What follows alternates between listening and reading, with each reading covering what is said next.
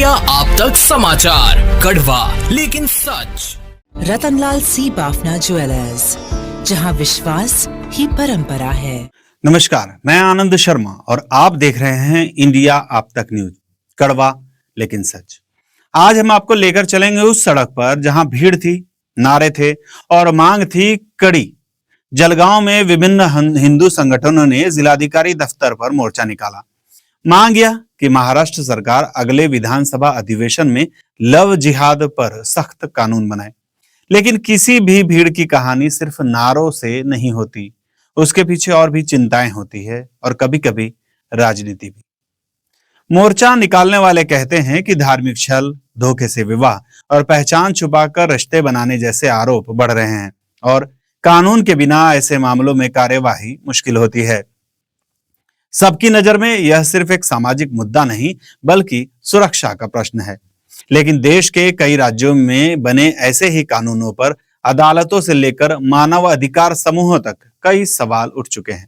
फक्त आणि फक्त लाडक्या बहिणींसाठी जी तुम्ही योजना राबवतायत त्या लाडक्या बहिणीचं संरक्षण अतिशय महत्त्वाचं आहे, हे लक्षात घेऊन या अधिवेशनामध्ये हा कायदा व्हायलाच पाहिजे।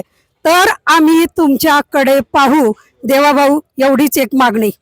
हा कायदा झाल्याशिवाय आम्ही स्वस्थ बसणार नाहीत आणि जर हा हिवाळी अधिवेशनामध्ये जर कायदा नाही झाला तर आम्ही सर्व हिंदू संघटना आम्ही रस्त्यावर आल्याशिवाय राहणार नाही। एवढंच या ठिकाणी मी सर्वांच्या वतीने या ठिकाणी मी नम्र निवेदन देतो।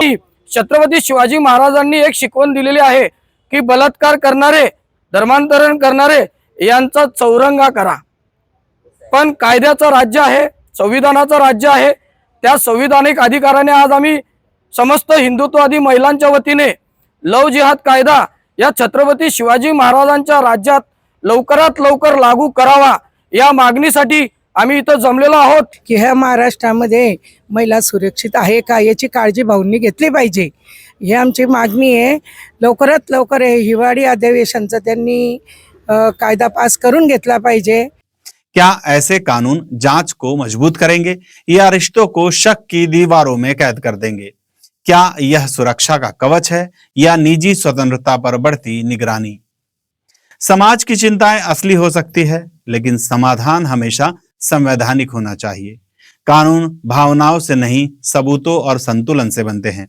आज के मोर्चे में बड़ी संख्या में लोग शामिल हुए। बैनरों पर गुस्सा था, नारों में उम्मीद और प्रशासन के हाथ में एक ज्ञापन जो अब सरकार की ओर भेजा जाएगा। लेकिन किसी भी कानून का असली रास्ता विधानसभा से होकर और कभी कभी अदालत से होकर भी गुजरता है।